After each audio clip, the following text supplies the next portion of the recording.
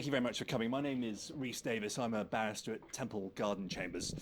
I specialise in international criminal law, international human rights law, and I do a lot of work in relation to Interpol and Interpol Red Notices, which is one of the things we'll be discussing this evening. The talk is transnational repression on journalists. Specifically, we'll be talking about transnational repression on journalists in the UK, but we'll be talking around the subject quite a bit. The impetus for this conversation is in part because practitioners, barristers, solicitors, other lawyers have seen a real uptick in this sort of thing over the past year or so, and it's a trend that's been increasing over the last, I would say, 5 years, something like that, as far as we can observe. But it's also in part because the UK Parliament has been investigating this as an issue. And in July of this year, the Joint Committee on Human Rights, the House of Lords and House of Commons, published a report on transnational repression in the UK and effectively said that foreign states are acting in the UK with impunity.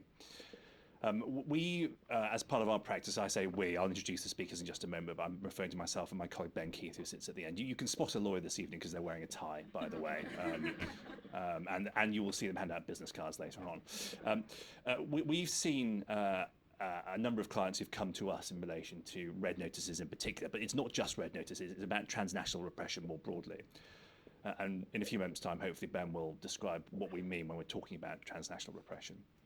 We've seen a number of clients come to us, and they range from very successful business people, senior politicians, all the way across to activists and journalists. And one of the things that we are concerned about is the chilling effect on journalism. And as I say, we've seen what we think has been a real escalation in this pattern of behaviour in recent years. And the purpose of this evening really is just to discuss what we mean by transnational repression and talk about some of the examples that we've seen in recent times. So what I'll do, the format of this evening is we'll have perhaps a short kind of moderated conversation between the four of us for maybe half an hour, something like that, depending on how long it takes us all to run out of steam. And then we'll open the floor up to questions.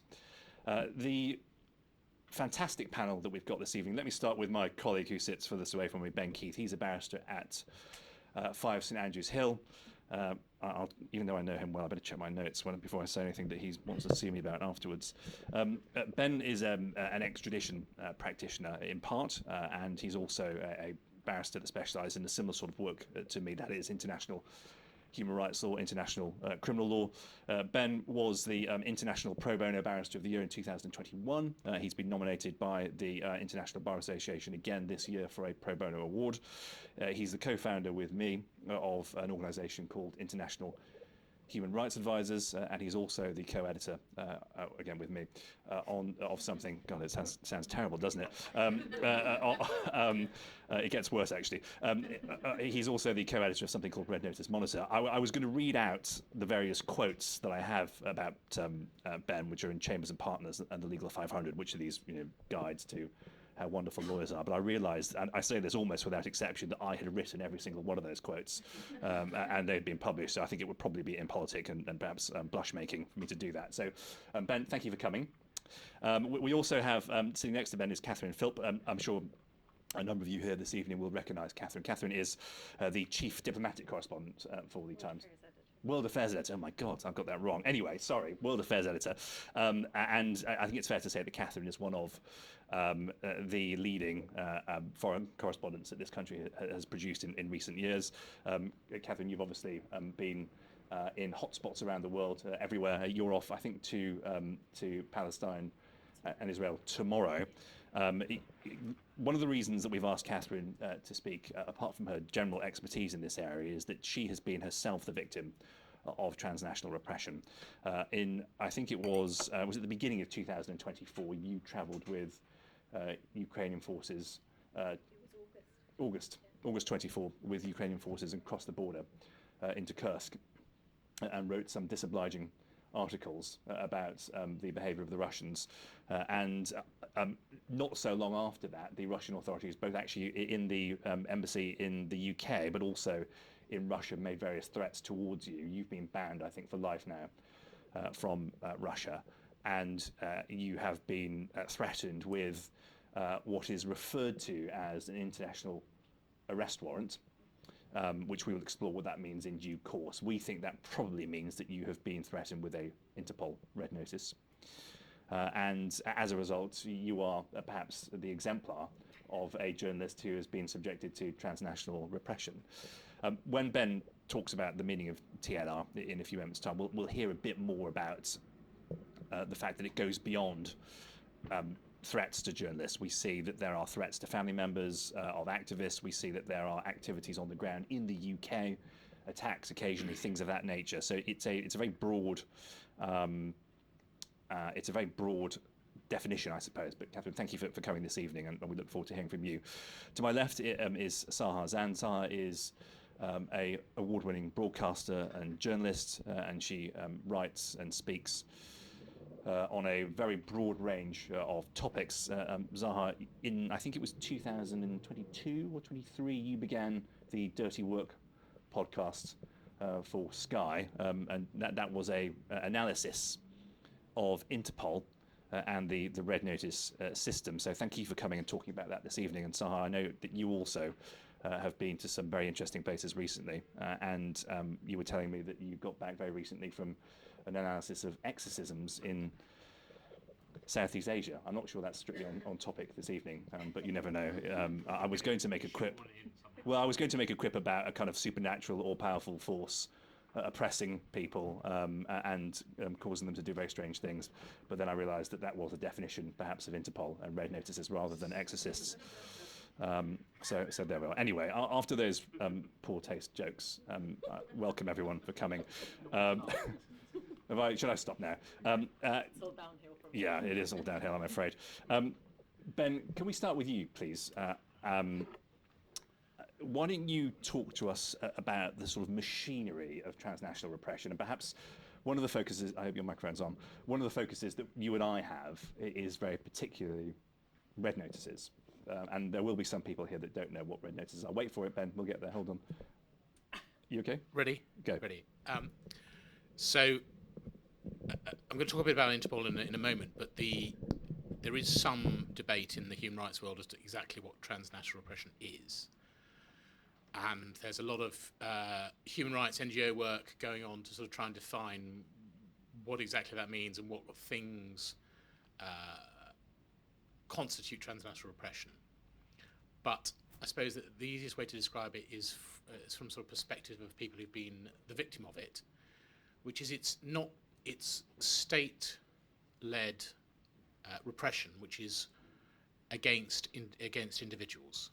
And so our experience of talking to individuals who are the subject of transnational repression is states reaching across their borders in order to stop people speaking. So it can be human rights defenders, it can be journalists, people who are standing up to a particular regime because of their political beliefs or beliefs about sexuality or beliefs about religion. And in their home country, they face persecution and repression, and they come to the UK or to Western states, can claim asylum or live here safely, and then their home state follows them. They attempt to make their life very difficult in the state that they have come to live in. And that can form in a lot of different ways. So one end of the spectrum is basically one step down from espionage. So we're probably going to talk about lots of different countries, but the Chinese example is that China have a very sophisticated PR machine in terms of using transnational repression and leverage and threats to private individuals who are sometimes opposed to the Chinese state, and that can be politically or journalistically, or Uyghurs in relation to their religion, who have left China often, and then we're going to talk mostly about the UK, but in the UK then face problems when they are followed when banks are contacted to try and stop their accounts. China had a police station in the UK, so Chinese police officers go around people's houses to knock on their doors and say, "We know where you live." And one of China's big tactics is to persuade people to voluntarily go to China, voluntarily return to China. So rather than use the international legal process, which I'm going to come to in a minute, to legally extradite or legally get people to return to China, they use pressurized tactics. So they would turn up somebody's house or call them and say, "We have a member of your family in custody, and if you don't come with us now voluntarily, then the member of your family will be arrested and detained and potentially tortured or convicted of a criminal offence." But they are brazen. I mean, we did an event in the spring in the House of Commons where Catherine spoke, and we had a Turkish journalist and a Chinese journalist. And after the event, the Chinese embassy followed 4 people, the speaker, a man called Lyndon Lee, who's been a journalist at Voice of America, and 3 Chinese nationals who'd come to watch the seminar. And so we know that China are not only performing espionage at a state level, so they have people in the House of Commons and the House of Lords trying to get access to state secrets, but they are also making sure that Chinese expatriates or anybody who is anti-China knows that they are being watched. There have been some physical attacks. There's some physical attacks in Manchester, but it tends to be in the Chinese case much more sinister and much more direct, just following people around and trying to persuade them to do things or threatening them to do things. So to Interpol, the work that Reese and I do in a significant part of our time is dealing with Interpol Red Notices. And Interpol is the international police cooperation organisation based in Lyon in France, and its job is an information sharing system. We're going to talk a lot more about it as the evening goes on, but its job basically is to transmit requests for detention and search and find orders, or Interpol Red Notices, to states. And there are notorious abusers of Red Notices, particularly Russia, China, and a number of Middle East states, Bahrain, UAE, Turkey, Russia, Iran, Syria. There's a whole roster of countries who use it, and it's because it is an international law mechanism that is easy to use, doesn't really require government cooperation. So it is a police-to-police cooperation system. Any police officer, any Ministry of Interior, Ministry of Justice, Foreign Ministry can try and get a red notice against somebody in a foreign country, and that will potentially stop them travelling, or potentially get them arrested, detained in a state. So only 2 days ago, one of our clients is a Ukrainian. He has a Russian red notice, was stopped in Italy, arrested and detained. Now the fact that Western European states are still executing Russian red notices tells you all you need to know about the dangers of transnational repression and the ability of Russia and other states to make people's lives very difficult who are either opposed to them or from a state that they're at war with. I could go on for many hours, but I'm going to pass. Yeah, on. Ben, thanks for that. I mean, it's really interesting. Just before you do move on, we've spoken about these countries, Iran, Russia, whoever. How is it that they are able to exploit the system and the red notice system in particular? So Interpol's fundamental problem is it has members of almost every country in the world, 195 members, I think, and it tries to balance competing interests. So Russia's a member, Belarus is a member, China's a member, the US is a member, the UK is a member, the European Union provides significant funding. And They don't want to. They try and be non-political. They try and keep out of disputes, but ultimately they're an incredibly political animal whose task it is really to try and sort of mediate between the different factions. And they say that their job is to just be law enforcement, just pass information on. But because of their structural, the way they're set up, they have to essentially believe what their member states say. So if Russia says that a particular individual is committed to murder in Moscow, Interpol don't have the wherewithal or the resources to investigate even that for 20 minutes. And so we have seen fabricated murder charges in Russia. And so that immediately puts somebody at risk of serious arrest and detention.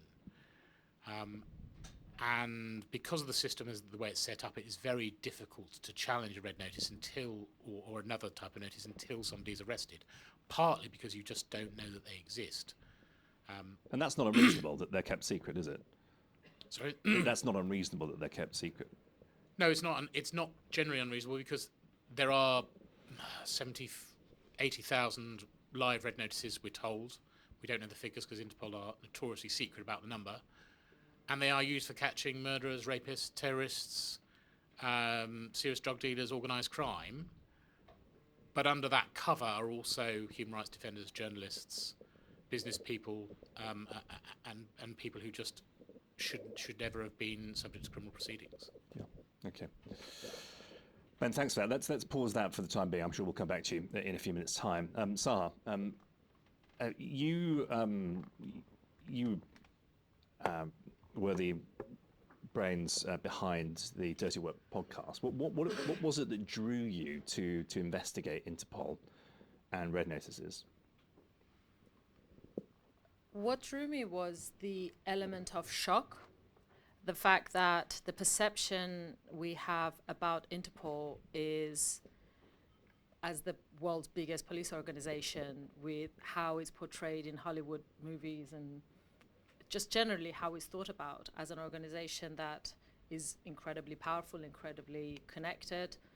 The shock factor of it not working and the impact it was having not just on politicians, not just on campaigners and activists, but on ordinary people, on the fact that normal people's lives were being destroyed, and it was as if it was extending the prison that is and are many authoritarian regimes that many people try to escape from.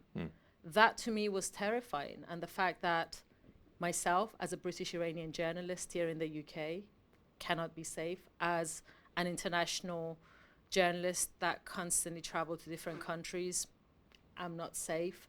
That my freedom of speech, my family brought me here as a child to have freedoms that I would not have in Iran. And the fact that Iran's suppression and oppression is extended via the Interpol, something we, every single one of us here, contribute to through our tax, is being used to basically suppress us far beyond these countries' borders. And yeah, it was mostly the shock factor, really. And I thought, how is this not covered more? How are all of these broadcasters, newspapers not speaking about this more? Because we're all very much a part of something that's so huge and has such a huge impact. And we touched upon it. You know, we speak about Uyghurs being oppressed and being abused by the Chinese government. We speak about how Iran is doing that. We speak about China, Russia, all these countries, but we don't get into the how. And the how is very important because that's something that we can do something about, and we don't seem to be doing much about it or even talking about it. And that seemed to me like a huge gap. You mentioned earlier that since 2023 I began the project. No, the project began in 2020 during the pandemic, and I almost killed myself. Like, as a journalist, as a freelance journalist, I'm used to pitching stories to broadcasters, because I make mostly documentaries and news reports, I'm used to being rejected. I'm used to editors not getting it. I'm used to my stories perhaps not being good enough or timely enough for whatever reason. With this one, it was driving me crazy, because I was like, it's not covered, you're not covering it, you're not talking about it. The impact touches upon a lot of the topics on the headlines, a lot of the topics that you're tackling. Nobody wanted to hear it. And most didn't understand it. Some didn't believe that such abuse is happening at such a huge scale with such a huge impact. Some just didn't believe it, thought, I'm chatting shit. It happens. And some knew about it, but said it's too complicated to touch. It took me about 2 years to get this commissioned, and I had to really pull all the strings I knew. And I'm so glad I'm not here to, I don't know, blow the horn of Sky News or anything, but they took a leap of faith, and I'm really glad we did it, because it really opened up a Pandora's box. What was the response from Interpol? Because I know you had an opportunity to speak with the then Secretary General Jürgen Stock. There's been a new Secretary General since then. Interpol, before you answer that, Interpol, you referred to the kind of Hollywood perception. I mean, Interpol is viewed as being a police force. Of course, it's not. And as Ben has mentioned, it's an information sharing bureau. If I may say something, yeah. What they are, and what made me really frustrated dealing with them, is that they're basically a huge dinosaur bureaucratic organization that are dealing with tired systems, and they have no checks in place, and everything takes so long, and so many people have signed up a bit that just don't care and just don't have time or resources. It was so frustrating to see something you would see in any other government building with much less impact happening inside Interpol. And seeing the impact, I keep talking about the impact on ordinary people's lives, but I really saw businesses destroyed, families separated, lives ruined. And the fact that that's happening within the system, and no one is like shaking them, being like, what the hell is wrong with you? Sort yourselves out, with no one held to account, and they themselves not holding themselves to account, and shamelessly claiming that their system is working. It was extraordinary to me. Well, you say that they say their system is working. What was Interpol's response to all this? I mean, they do have something of a sensitivity to criticism, to put it mildly. And it's ironic because, of course, they are an organisation which has immunity in all the jurisdictions in which they operate, so they can't be sued, for example. There have been a few unsuccessful attempts, but those haven't worked. When you met with Jürgen Stock, what was your impression of his reaction to these criticisms, and whether or not there needs to be any sort of change? If I may be extremely on PC and a bit trashy, it was literally like talking to any other middle-aged white man who looks down on you, just repeats the same thing at you over and over again. He's essentially a politician with a line to keep repeating, with nothing to back it up. I don't know why you're looking at me when you say middle-aged. You know exactly why I'm looking at you. I can't stop looking at you. It was like talking to you. No, I'm joking. No, but well, honestly, it's been great having you. Thank you. Thank you. No, but it was honestly, like, first, they wouldn't even want to speak to us. We attempted so hard, but we only managed to get their attention once they realized that I'm not letting this go, that I'm talking to whistleblowers from inside, that we have been talking to several victims. It was actually towards the end of our production that they called us and they were like, do you just want to come and talk? And conveniently, around that time, he wrote this article for some place. And it was just so laughable that he's saying, oh, this dress is not blue, you know? If it was blue, it's too blue. Like, it was just, honestly, it was laughable. And I understand the sensitivities. I understand it's not so black and white and not so easy. They are also playing a role. They are also, helping us catch drug dealers, catch pedophiles, catch murderers, terrorists. They are doing a good job. But what really angered me and what was really extraordinary to witness is that in broad daylight, they are refusing to admit to the fact that there are also people falling through the net.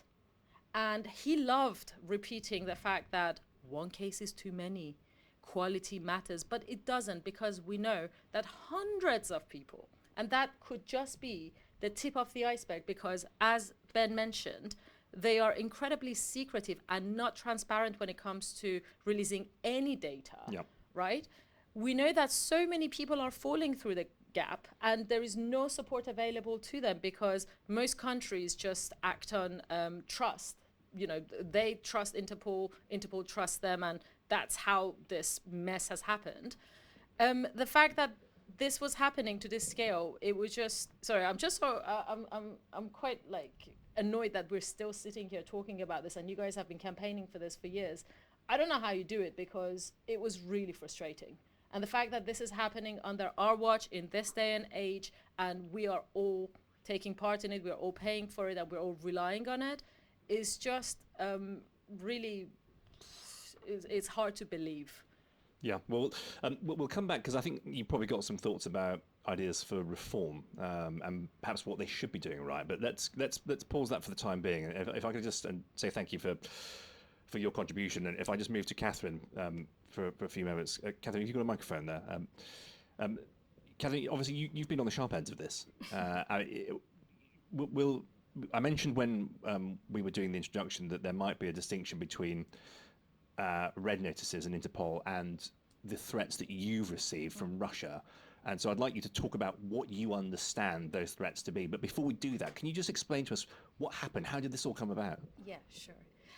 So in August last year, the Ukrainians, the Ukrainian army opened up a new front on the Russian border, so the northern border of Ukraine and with Russia, at a place called Kursk. And there's lots of analysis about why the Ukrainians thought this was a good thing to do.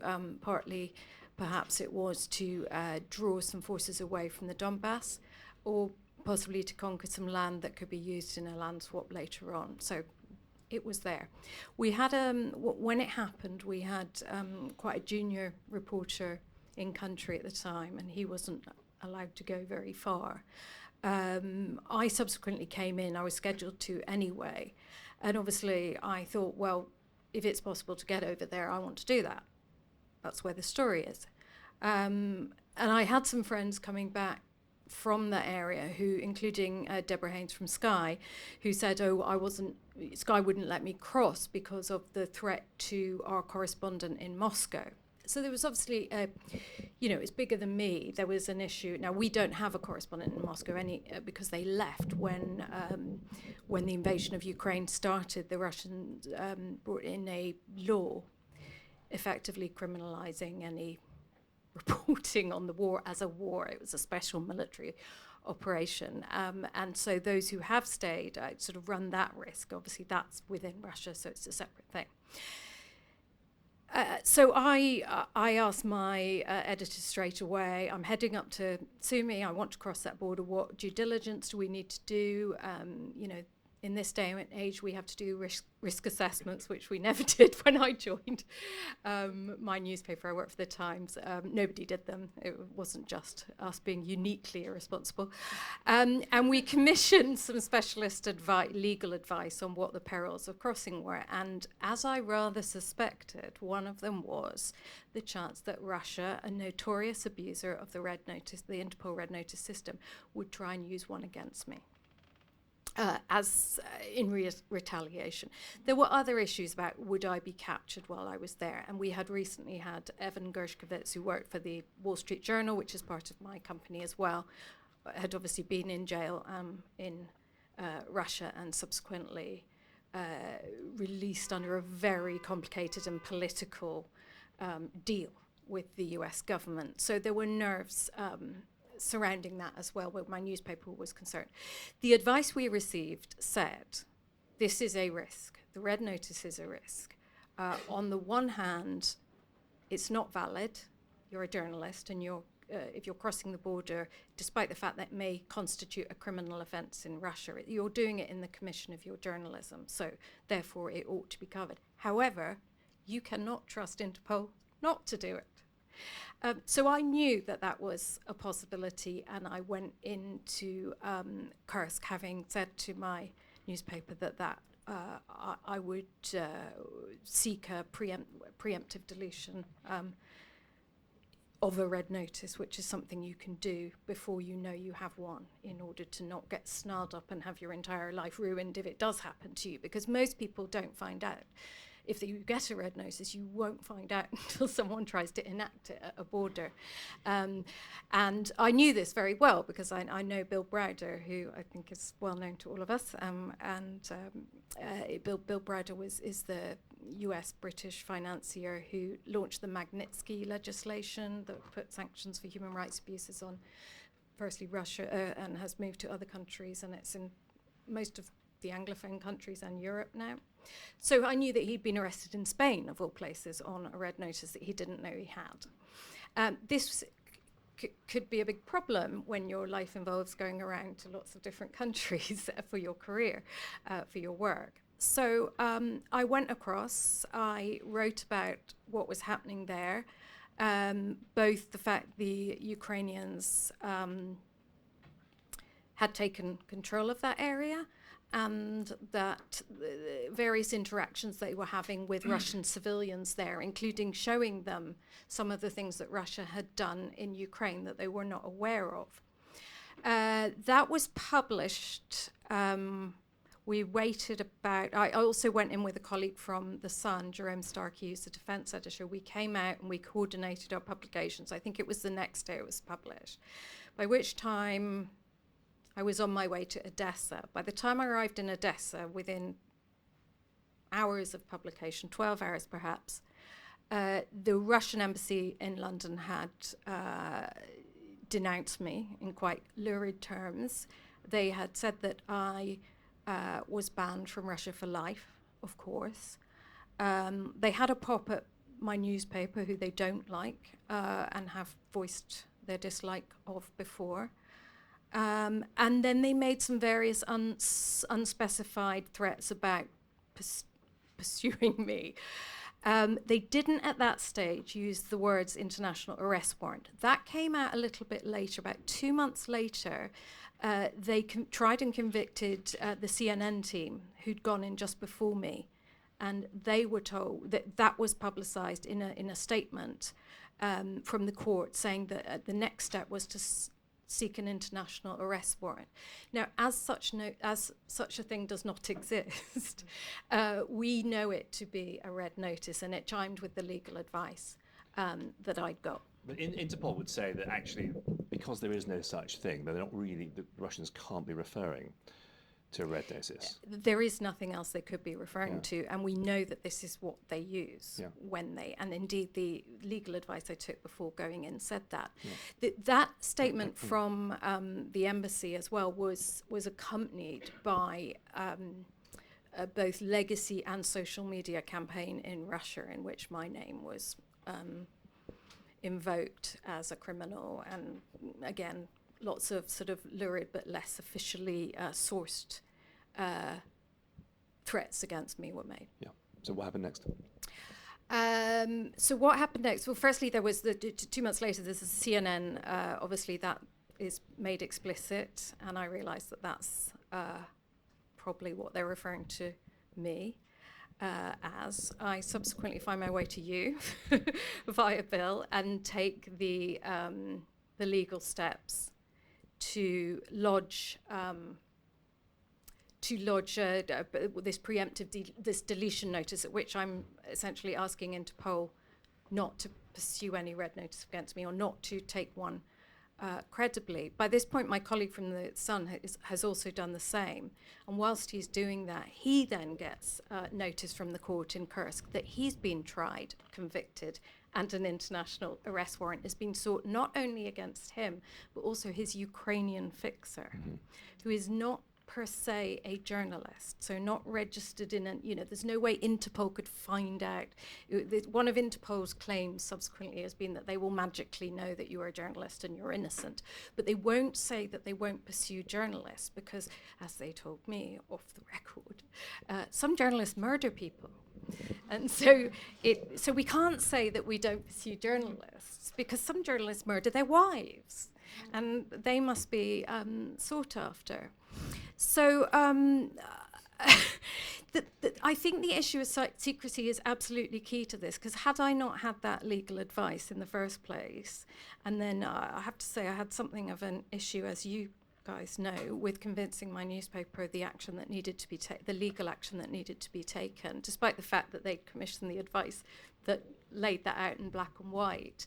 Not everyone is immediately convinced that Interpol would do this, and they need persuasion to take action. Also, had I not had that advice, had I not known Bill and his entire story, and myself covered the abuse of red notices by Russia and China, I wouldn't have known that that there was a process I could follow, or that there was any action I could take. And, you know, again, Interpol claim that any ordinary person can write to them and say, do you have data on me? But I don't see that. I don't see how anyone would know that until it's too late. So I had a very nerve-wracking time going around several countries that are friendly with Russia. I avoided others that aren't. There were trips that I did not undertake because of this fear until I could establish the slightly obtuse response from Interpol that there was no current data. But then at what point do they review? You can be told that they don't hold any data on you. What does that mean? They don't say nobody is pursuing a red notice. They don't tell you we will ignore a future red notice. They don't tell you anything. It's radio silence. And what it does, this chilling effect that you describe is very real. Now, I've had subsequent threats which have been sort of to my person and not through a legal process. But the effect is to chill you and to stop you from doing things that you would otherwise do. And that is what they want. And is that, are you talking about on you in your sort of day-to-day life, or has it had an impact on your journalism as well? Well, yeah, I was meant to be going to Chad and Sudan, and I didn't go. Yeah. Because I couldn't be sure. I no longer take any flights through Turkey, which is a big deal because a lot of the places I go to, sort of off the map places, only really go from Istanbul. So that's an issue. I haven't done the work I was intending to do on growing Russian influence in Africa, because we're talking about lawless places here as well. We're talking about places that would respond to an Interpol notice because they are in hoc to Russia, all places where you could very easily be lifted in a less official capacity than through the Interpol system. One of the things that we've seen is that people have picked up on red notices at borders because a border guard, a passport control officer, will think the flash will come up, the alert will come up, and they will think that they've got an international supercriminal. They won't know that perhaps it's politically motivated or motivated as a result of your journalism. And so that's one of the significant problems, is that the best case scenario is often a couple of hours in the back room at the airport, which is stressful for anybody. Yes, because there's no indication when it comes up what you're meant to have done. You're obviously a high-profile target of this, and you know that there has been a direct threat to you from the Russian authorities. Have you seen that chilling effect on, and it's caused that chilling effect which we've discussed, have you seen that chilling effect acting on other journalists who perhaps haven't been a direct target? I suppose what I'm asking is it a broader issue? Well, it was an issue for the people who didn't do what I did, and that's why they didn't do it. They didn't go into Kursk because of this threat. I knew enough to know that there was a way to see off this threat, but it didn't make it any less comfortable when I was under the, when I didn't know what was happening and I didn't know if it had already been activated. So yeah, from that point of view, there are things that journalists won't do. For example, several people did not cross into Kursk. The BBC did not go, Sky did not go, various did not go for this exact reason. For this particular reason. Yes. And is that something which you've heard directly from other journalists? Yeah. Yeah. Is there any protection which journalists can get, or that you would like to see? Is there any governmental action? Is there anything else which you think might shield you against this? The difficulty in that, of course, is that repressive regimes, aggressive regimes are going to do what they're going to do. And they're sovereign, and so they can do these sorts of things. But is there anything particular that you would like to see done by, I don't know, by the UK government or the profession more broadly? Yeah.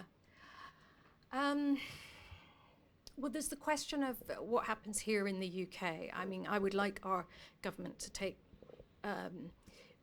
media freedom, including when it comes to foreign governments, more seriously, more systematically seriously than they do. The Foreign Office have a media freedom campaign that they cooked up in the wake of Khashoggi's killing. Yeah. I've seen it. It's lip service. They occasionally organise conferences at the Foreign Office and have reporters, Sans Frontières, come and speak, or someone like that. And those organisations are doing the best they can. But no, there is no systematic. I mean, you can look at this in different ways. There's no systematic protection of journalists in this way. There's also no systematic support. We don't have the UK government right now backing the profession's calls for us to be allowed into Gaza. Why not? That's a press freedom issue. That's giving a terrible cue to repressive regimes about what they can do out of the sightlines of the world's media. And that's supposedly a democratic ally who's allowing that to happen. Yeah. So I think, firstly, take media freedom seriously and speak to the industry about what they want to happen. Don't claim you're doing it and make it into a slogan. Just because your Gulf ally sawed up a journalist and you want to repair your relationship with them. Kevin, thanks for that. Professionally, it's fascinating, although it is rather depressing to hear you speak about it. Let's pause the panel for just a moment, and I know we've got a microphone which we can hand out to the audience. Can we have some questions, please? Yeah, of course, absolutely. Yeah, please do. I'm just going to add something. Catherine, I'm so sorry for everything you've been through. I mean, that's all I can say. I wish there was something I could do. That is so devastating, especially at a time where, with everything that's going on in the world, with journalists being killed in Gaza, with, Jimmy Kimmel being fired in the way he did.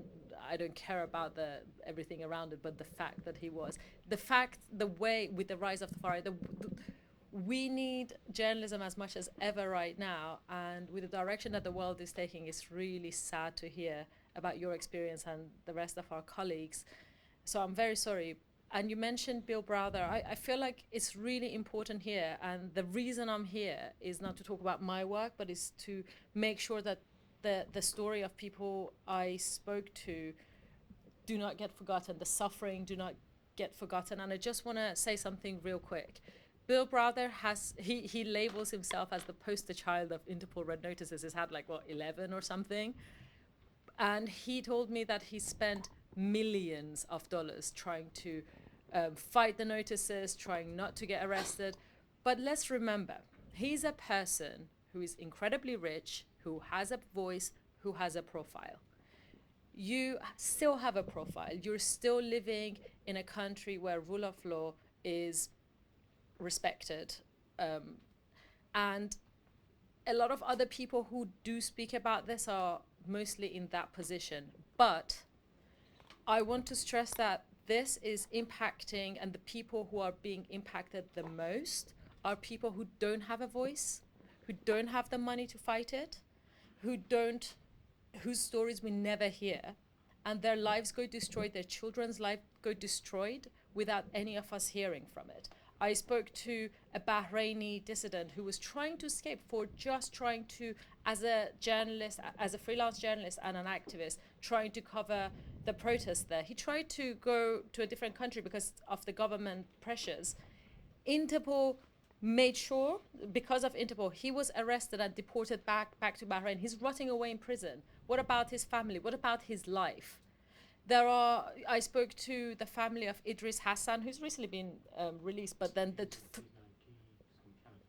great, but the threat isn't over, and he's one of many. He was lucky that we even know about his case. A Uyghur activist who was only trying to, he didn't even, if you actually want to look at what he did, he actually created, he wrote a book about Uyghur culture, and he was just trying to basically keep their culture alive, their language alive. He was arrested and he was in prison in Morocco being tortured, being like he was taken away from his baby daughter, from his 2 other young children for years, who were like literally living on charity in Turkey. There are so many of these cases that we don't even hear about. And once these notices hit you, it's not just that, oh, you could get arrested. It's that they freeze your entire assets. They take away all of your freedom. You need to be able to afford good lawyers like Ben and Reese to be able to fight it, because you can't just, Interpol claims you can just write to them. You cannot. I spoke to people. I saw the emails, the billions of emails they sent. You do not hear back. The reality is not what they say. And Interpol, in my opinion, from my findings, is more than happy for people to be lateral damage, to fall between the cracks and their lives ruined. And just because they don't have money, profile, voice, do their lives not matter? Do they matter less than us? And one other thing that I think it's really important to mention is the fact that you guys know this very well, but I just want to make sure that it's mentioned, is the fact that the perception is that Interpol Red Notices only work, or any notices, because they've got a billion different colors, they only work once you're crossing borders. That, you know, because the countries like the UK, Canada, US, like most countries that respect the rule of law, they basically, mostly they have, because Interpol has offices in different countries, these countries know that Interpol's system is broken, and they actually sometimes, they told us off the record that they actually, like, when they get notices from certain countries, they just discard it. But then when you end up in certain other countries, it's like, it's your death sentence. And they usually catch you when you're crossing border because of immigration, etc. But what we found really shocking, which is what we covered in the 4th episode, is that they can actually come after you. We found a woman, El Salvadorian woman, who was seeking refuge from gang violence and police brutality and abuse in her own country. She was a political immigrant, refugee in the US, and ICE arrested her. She spent 6 years in detention, and if she was sent back, she could, like, it could be her death sentence. So it's not just that, it's literally a lottery. And how terrifying is that? That any one of you, your children, your grandparents, your uncles, your moms, your dads, any one of us could have it on us just because someone with power and access to the police had an issue with us. I've spoke to activists, researchers, academics, a guy who was ex-military, who started a gym, a guy who just went to work abroad for a couple of years, British people. All of these lives ruined. And it sounds like when I sit here and when I like bang my head against the wall, and the reason so many people refuse to commission me to do that investigation is because it's so extraordinary, terrible and widespread that people think it's a conspiracy theory, that I'm sitting here like, ooh, the big man is there to get us. No, it's really not a conspiracy theory.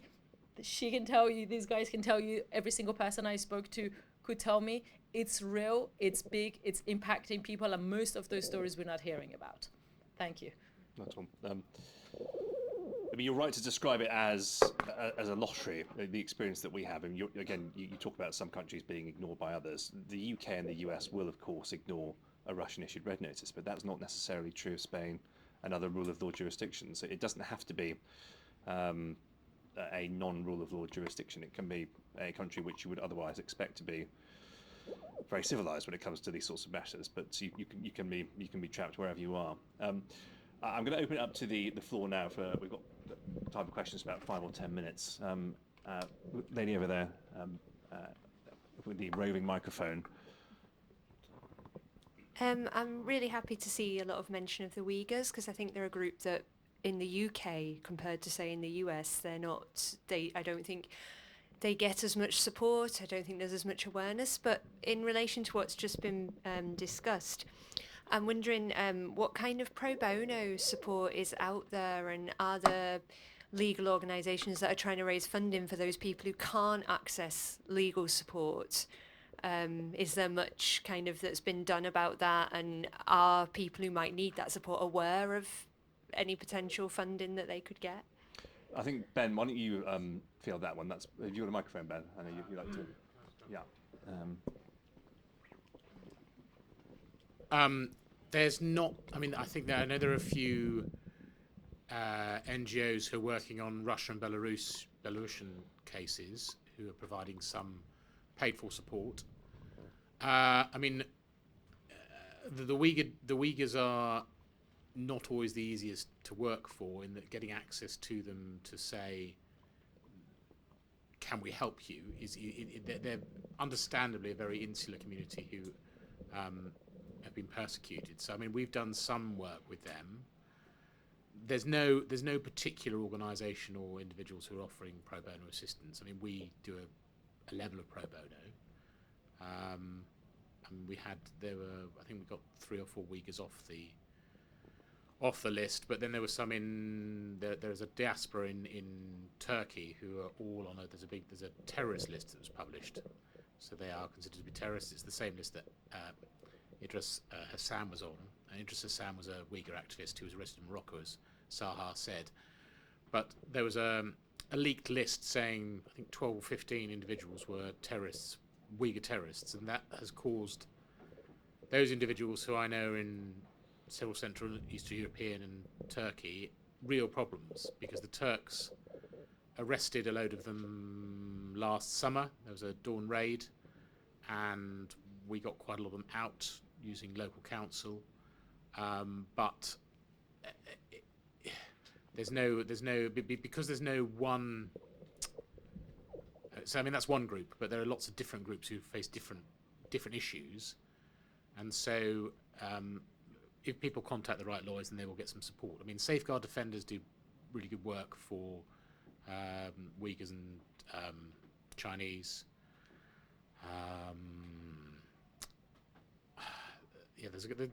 Unfortunately, there's not a central body, but I mean, there are a group of us who do some pro bono work.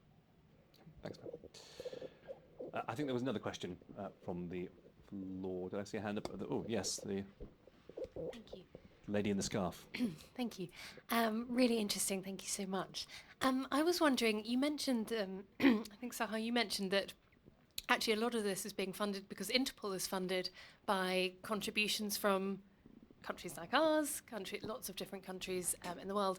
I was wondering whether there was any sense from the panel that those countries who do have a rule of law are interested in using, is there any leverage that they can use because of the contributions that they make to Interpol to affect change? Is there any interest in that we're seeing from other jurisdictions?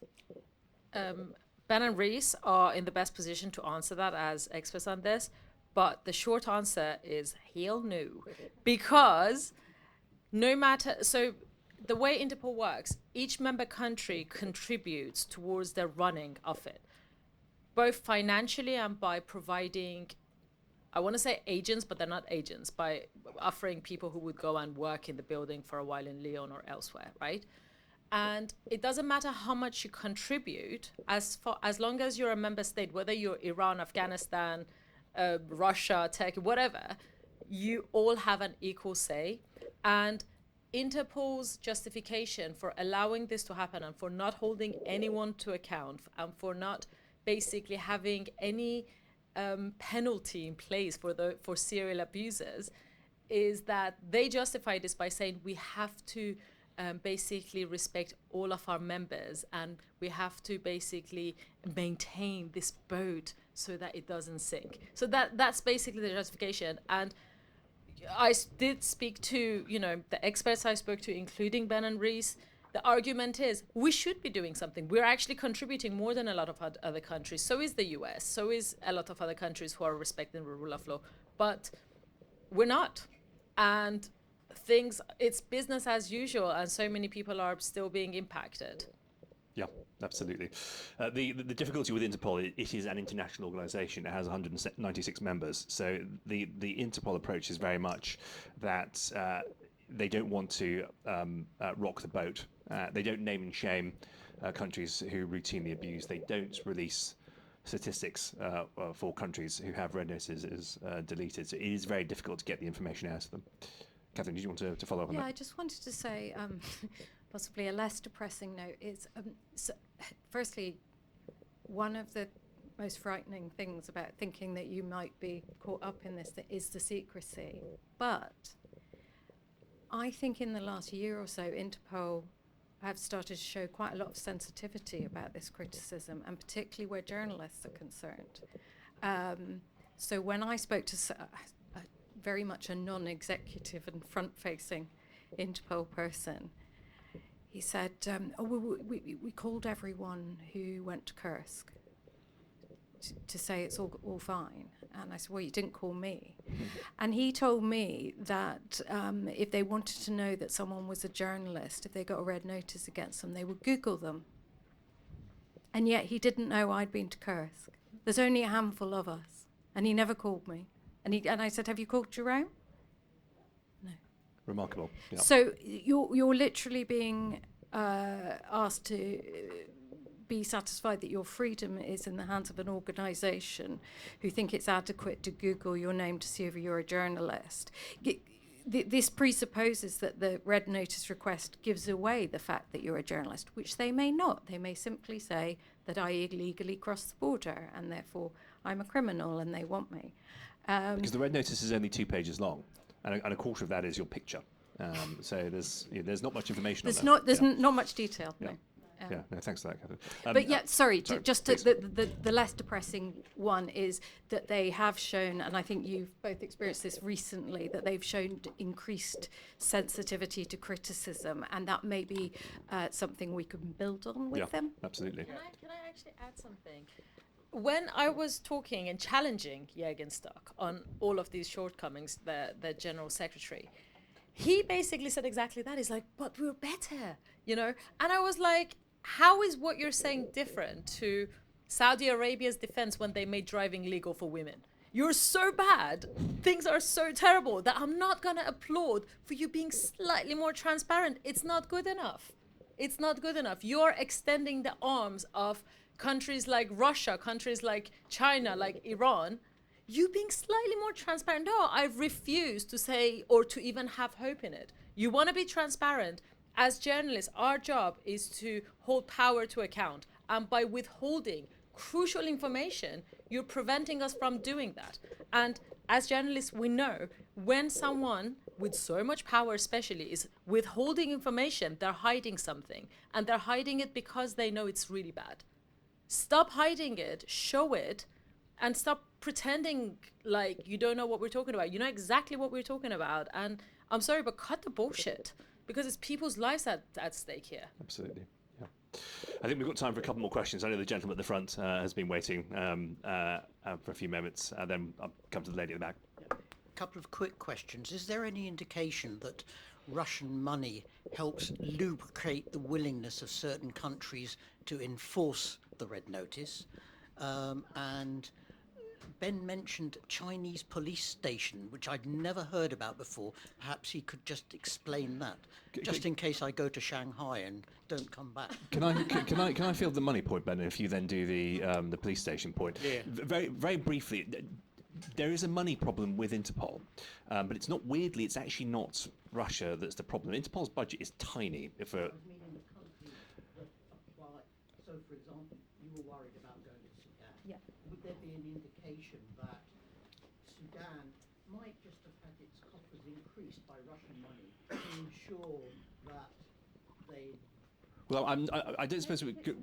No, I mean, Russia's actually freakishly unsophisticated when it comes to Interpol. That Catherine's a case in point. I mean, any red notice that's issued against Catherine would be so transparently at odds with Interpol's constitution, they'd be bound to delete it. But it still has the chilling effect. So I don't think it's the application of money. They just have a mechanism which they're able to use, and they use it. Russia is said to be the. I think it's. I'm very careful because last time we quoted statistics, Interpol got in touch with us and were very upset about this. I think it's something like 38% of publicly issued red notices, red notices are said to come from Russia. So they are, but actually there are democratic countries. I understand anecdotally which are the main issues, and it's probably the US, and I suspect that the UK is not far behind. But Russia has a particular image problem because they are known for abusing it so openly. There is, just very briefly, there are some issues with corruption. There have been various instances of corrupt officials. Let's not forget, I think in the last 10 or 15 years, 2 of the presidents of Interpol have gone to prison. The current president is a man called Major General Al-Raisi, who is a former brigadier general in the Emirati police service, which brings me on to my final little point about the money, which is the budget is very small. It's about 150 million euros a year, ballpark. A third comes from statutory contributions, which are pegged to the size of your economy, roughly. A third comes from in-kind contributions, so police officers, desks, that sort of thing, whatever. And a third comes from voluntary contributions. In the mid-noughties, for a period of about 5 years, the UAE gave 50 million to Interpol over a period of about 4 years, so equivalent to a third of its annual budget, spread that over 4 years, and then by remarkable coincidence, at the end of that period, the foundation set up to donate that money was dissolved, and the same year, the election of the next Interpol president took place, and that man, Major General Al-Raisi from the UAE, was elected. And Al-Raisi is accused of torture of a number of British citizens, and I know that there is a gentleman in the audience this evening who is the victim of that torture. So that the whole thing has, to say there's a whiff of corruption about it would be to put it too lightly. Ben, yeah, Ben, on the police stations, and of course there's more than one, or there was more than one. China's got lots of different mechanisms. One of them is that China stationed, Safeguard Defenders counted 110 police stations in Western states, UK, Netherlands, US. And in those 110 police stations are stationed Chinese police officers. Not foreign agents, not spies, just Chinese police officers stationed abroad. And their job is, but because China doesn't have extradition treaties with a lot of states, is you might use the Red Notice or another mechanism to find the individuals. And then those police officers would go round to their house or contact them and say, well, we're the Chinese police. As I said, then use leverage to try and get them to return to Beijing. And Beijing aren't even hiding this. So they've made public statements to say, well, we've managed to get, I think, over 200,000 people to voluntarily return to Beijing as a result of extradition or Interpol alerts. Well, no. So Safeguard Defenders did the investigation, might be 18 months, 2 years ago now. Safeguard Defenders are an NGO based, I don't actually know, Italy. I don't know where they are. They've definitely got offices in Italy. I can't remember where their other office is. But they do research and advocacy in relation to China. Their head of the organisation is a man called Peter Darlin, and he's I think he's persona non grata in China, and they keep writing, I mean, slightly comedically, but also slightly terrifying articles calling him a terrorist and saying that he's lying about the way the Chinese state operates. But they did an expose, one of several exposés, showing that China have police stations in Western states and that Chinese police officers are stationed there, and that their job was to just find people and tell them to come back. And they're brazen about it, aren't they? I mean, you're referring to, I think it's called Operation, is it some Sky Hunt and Foxnet or something like that? And didn't they make a film? With the same name, is that right? So the great thing, again, the Chinese PR machine, I mean, when I was first researching this, there was some academic, in inverted commas, articles on how sophisticated the anti-corruption drive was. And as a human rights lawyer, anybody who says they're doing an anti-corruption drive immediately rings alarm bells for me, because that usually means that an anti-corruption drive is anti your enemies rather than anti-corruption. So Russia's done it, Ukraine's done it, China's done it, and China produced a TV program called Fox Hunt, and so they would film police officers going around and catching criminals, and I think it was quite popular. And that was but that was sort of the glossy, well-produced show showing police officers trying to catch criminals. But it was also part of a bigger operation called Fox Hunt, and then became Skynet, which was this huge worldwide attempt to arrest, extradite, and persuade, because it's all about persuasion, individuals to return to China. I mean, we don't have, because we have poor diplomatic relations with China. We don't have a treaty. You're pretty safe as a Chinese national here in terms of extradition risks, but you're not safe in France. So I've done a couple of cases in France where individuals have been stopped and arrested and then had to go through full Chinese extradition proceedings with requests from Beijing for all sorts of offences. And Spain has an extradition treaty, Italy has an extradition treaty, and so I've worked with quite a lot of lawyers in those jurisdictions just trying to examine Chinese extradition requests and try and get them stopped. And there's a case in the European Court of Human Rights. So Poland were going to extradite somebody to China. Eventually, the European Court of Human Rights said no, but they said no on a really lawyers' basis. I mean, they are lawyers, but it was that China hadn't given them enough information about how good the prisons were going to be and that they weren't going to torture these individuals, rather than a proper attack on Chinese human rights. And finally, I mean, we've got this other issue which you may have read about, which is a bit confusing, is the Hong Kong extradition treaty. Obviously, by way of background, in 2020, the extradition treaty between Hong Kong and China changed. So Hong Kong would then basically became part of mainland China, and anybody who was extradited to Hong Kong could immediately be sent to mainland. So lots of Western European states, partly performatively, suspended their treaty with Hong Kong, although not their treaty with China, bizarrely. So, as I say, France has the treaty with China, but the Hong Kong was suspended. We suspended our Hong Kong treaty, and then in the summer, 6-8 weeks ago,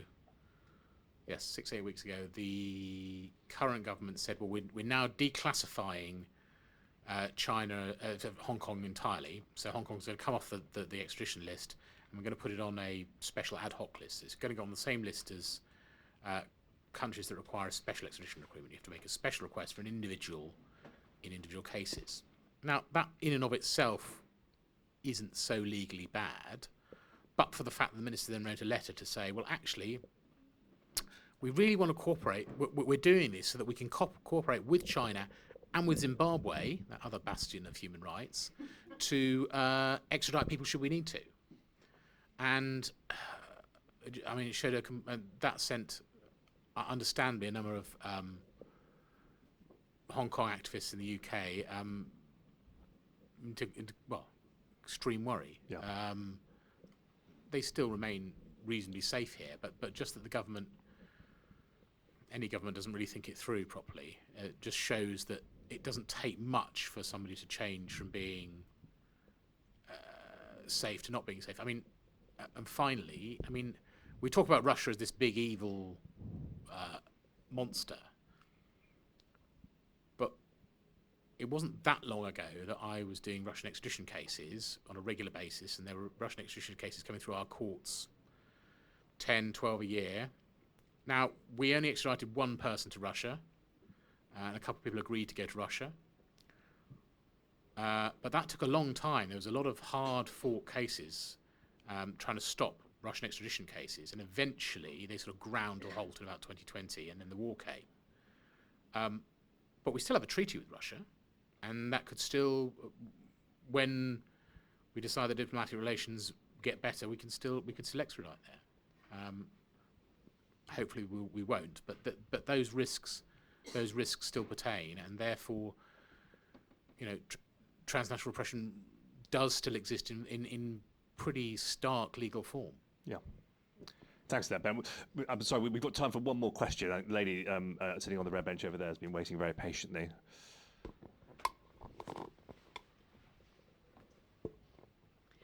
Thank you very much. I've got two questions too. One of them, you started by saying that it seemed that these sort of cases had increased. Do you have a theory as to why? And the second really follows on from the conversation that's just been had.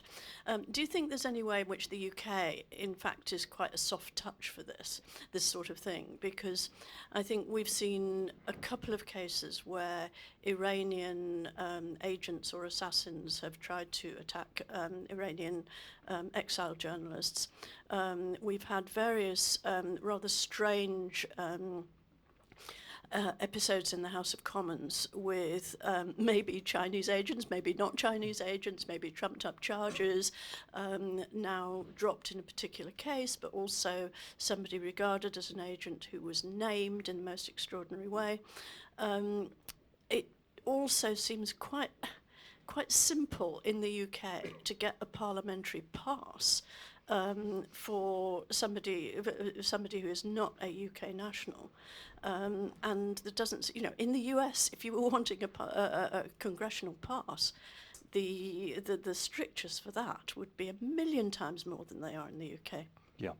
Let me deal with the question about the increase in numbers, and Catherine, I'll ask you to perhaps give a perspective on whether or not you think that we are a soft touch. Just on the increase, I think it's something like 4 or 5-fold increase in the number of issued red notices between now-ish and about 20 years ago.